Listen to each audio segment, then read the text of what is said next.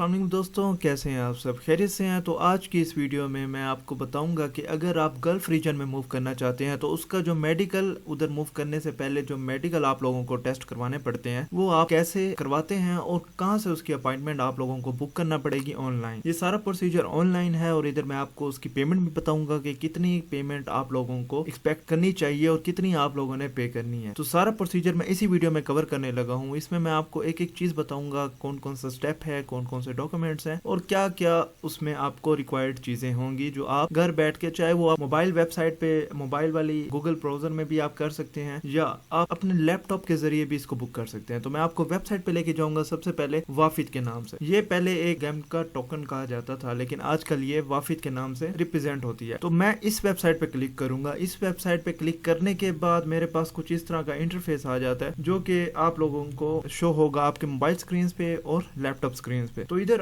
अगर आप लोग मेडिकल सेंटर्स देखना चाहते हैं कि आपके सिटी में मेडिकल सेंटर्स है या नहीं है, या आप अपना रिक्वायर्ड मेडिकल सेंटर यहाँ पे देखना चाहते हैं तो आप यहाँ पे देख सकते हैं। उसके बाद अगर आप अपनी एक्रीडेशन यानी अपने सिस्टम को रिप्रेजेंट करने के लिए अगर आपका कोई मेडिकल सेंटर है और आप चाहते हैं कि आप भी इन्हीं ऑफिशियल वाफिद की मेडिकल्स की लिस्ट में शामिल हो जाएं तो आप लोगों को यहाँ पे अप्लाई करना पड़ता है और इसके लिए रिक्वायर्ड डॉक्यूमेंट्स हैं, वो दूसरा टॉपिक है। तो सबसे पहले मैं आपको सेंटर्स दिखाता हूँ कि किस शहर में, किस कंट्री के हिसाब से आपके पास सेंटर मौजूद है। अगर मैं पाकिस्तान की बात करता हूँ तो कुछ ये सिटीज हैं जिनमें ये वाफिद के, या मैं कह सकता हूँ गेमका के या गल्फ रीजन में मूव करने से पहले जहाँ से आप लोगों को टेस्ट करवाना होता है, मेडिकल लैब्स यहाँ मौजूद है। तो यहाँ पे आप लोग देख सकते हैं लाहौर है, मुल्तान है, पेशावर है, क्वेटा, रावलपिंडी है, तकरीबन हर प्रोविंस का कोई ना कोई सिटी यहाँ पे मौजूद है। अगर मैं मुल्तान शहर की बात करता हूँ कि मुल्तान शहर में मेडिकल सेंटर कौन सा है, फॉर एग्जाम्पल आपको आइडिया नहीं है कि मेडिकल सेंटर का नाम क्या है, आप उसके बारे में देखना चाह रहे हैं तो आप लोग सर्च करेंगे। सर्च करने के बाद आपके पास यहाँ पे कंप्लीट डिटेल आ जाती है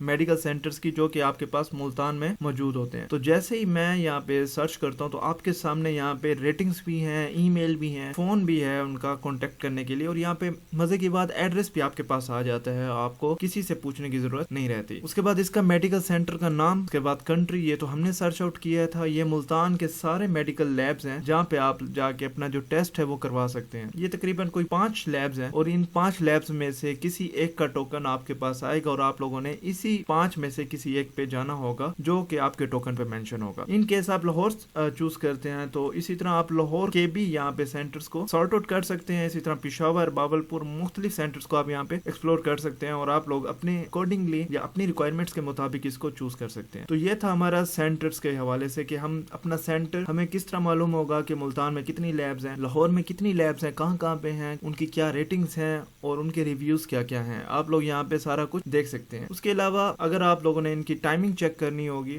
तो वो आपके टोकन पे मेंशन होगी कि आप लोगों ने इतने टाइम से इतने टाइम तक, इतने घंटे ये लैब ओपन होती है और ये इसका क्लोजिंग टाइम है और ये इसका स्टार्टिंग टाइम है। और उधर जो छुट्टी होगी या वेकेशंस होगी वो भी वहाँ पे मेंशन होंगी आपके टोकन पे। अब मैं चलता हूँ टोकन की जानिब। अगर आपने टेस्ट करवा लिया है, जैसे ही आप टोकन निकालेंगे, आप मेडिकल टेस्ट करवा लेंगे तो आप इस ऑप्शन पे जाके मेडिकल रिपोर्ट अपनी एक्सप्लोर करेंगे। अब आता हूँ मैं बुक एन अपॉइंटमेंट पे। अब मैं अपॉइंटमेंट बुक करने लगा हूँ लाइव आपके सामने, आपको एक एक स्टेप यहाँ पे मेंशन करता रहूंगा। सबसे पहले आप लोगों ने यहाँ पे बेसिक इन्फॉर्मेशन देनी है। सबसे पहले आप लोगों ने कंट्री चूज करना है अपना, जिस कंट्री पे आप मेडिकल्स करवाना चाह रहे हैं। फॉर एग्जांपल वो इंडिया भी हो सकता है, बांग्लादेश भी हो सकता है, वो आप लोगों ने अपनी रिक्वायरमेंट्स के मुताबिक एडजस्ट करना है। पासपोर्ट आपके हाथ में होना चाहिए इसको बुक करने के टाइम। तो ये हमारे वो सिटीज हैं जहाँ पे हमारी जो वाफिद की लैब्स हैं और या मैं कह सकता हूँ कि गल्फ रीजन की लैब्स हैं मौजूद हैं। अगर आप मुल्तान में करवाना चाह रहे हैं तो ये वो सिटी चूज करना है आप लोगों ने जहाँ पे आप लोग अपना जो मेडिकल है वो करवाना चाह रहे हैं और आप इजीली एक्सेसिबल हैं। उसके बाद है कंट्री ट्रेवलिंग टू। आप लोगों ने गल्फ में से एक कंट्री चूज कर लेना है जो जिधर आप ट्रेवल करना चाह रहे हैं।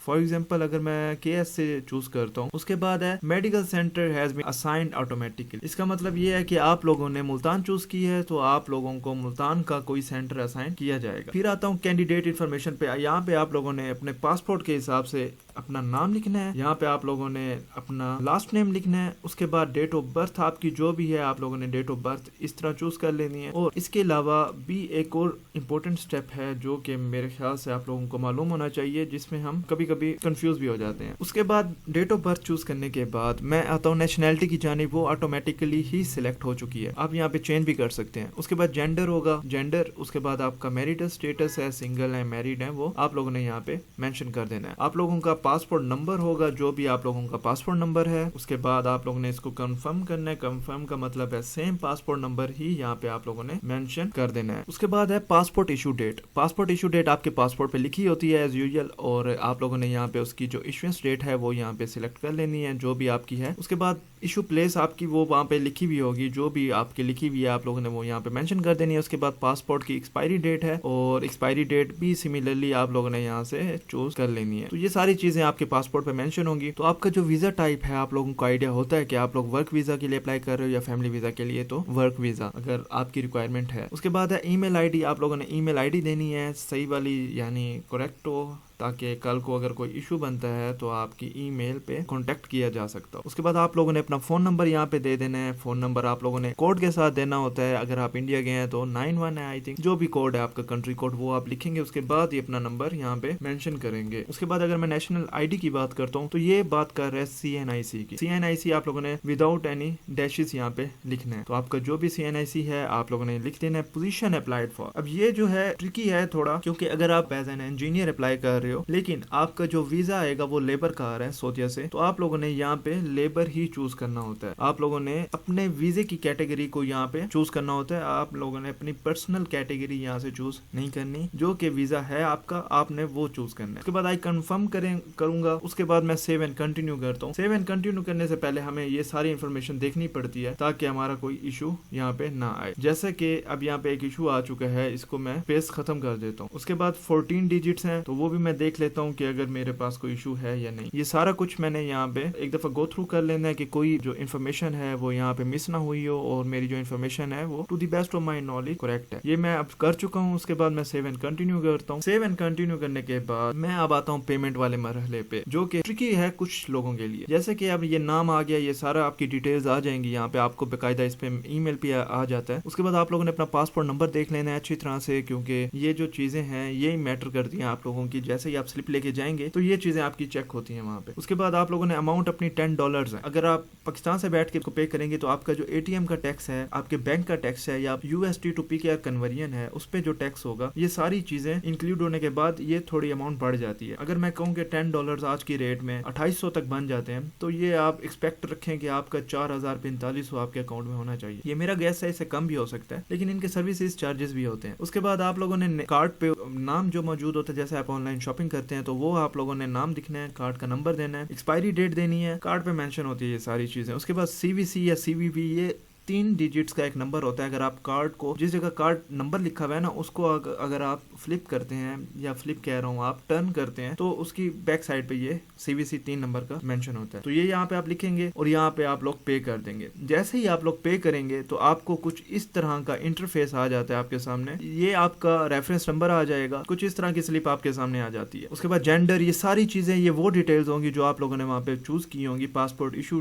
प्लेस है, पोजीशन है, अमाउंट आपने जो पे की है, तो ये सारी चीजें अकॉर्डिंगली एडजस्ट होंगी। अमाउंट आपकी वेरी करती है। अगर आप किसी कंट्री ऐसे से अप्लाई कर रहे हैं जहाँ पे टैक्सेस ज्यादा हैं, यहाँ पे फीसेस ज्यादा है, तो वो उस हिसाब से कटेगी। उसके बाद देखिए, जो मैं कह रहा था मेन बात, मेडिकल सेंटर नेम आपको असाइन हो जाता है। ये नहीं कि आप ये वाला टोकन उठाएंगे और कहीं पे भी चले जाएंगे, नहीं, ऐसा नहीं होगा। यहाँ पे आपको जो स्लिप पे या टोकन पे मेंशन होता है नाम, आपने उसी लैब से जाके टेस्ट करवाना होता है। तो ये उन्होंने नाम दे दिया है, ये उसने बाकायदा एड्रेस दे दिया है। उसके बाद उसी सेंटर का फोन नंबर भी यहाँ पे मेंशन होता है। उसके बाद आप इस पे उसका ईमेल भी देख सकते हैं। नीचे वर्किंग आवर्स होते हैं लैब के, कि मंडे टू फ्राइडे वर्किंग है इन केस। तो अगर मैं बात करता हूँ, सुबह 10 बजे से शाम 5 बजे तक ये लैब ओपन होती है। ये मेरी एज एन एग्जांपल आपको समझाने का कह रहा हूँ। उसके बाद सैटरडे ऑफ होता है, तो सैटरडे संडे ऑफ मेंशन होगा यहाँ पे वर्किंग आवर्स में। तो ये थी वीडियो। आप लोगों ने इसमें कोई स्टेप मिस नहीं करना। अगर आप लोगों को अभी भी कोई बात समझ नहीं आई जो मैं इस वीडियो में कवर नहीं कर पाया, तो आप लोग उसको कमेंट में लिखें, तो मैं इंशाल्लाह उसको आंसर करने की कोशिश करूंगा। बाकी मेरे चैनल को सपोर्ट करें और चैनल को सब्सक्राइब करना मत भूलिएगा और वीडियो को शेयर करना मत भूलिएगा।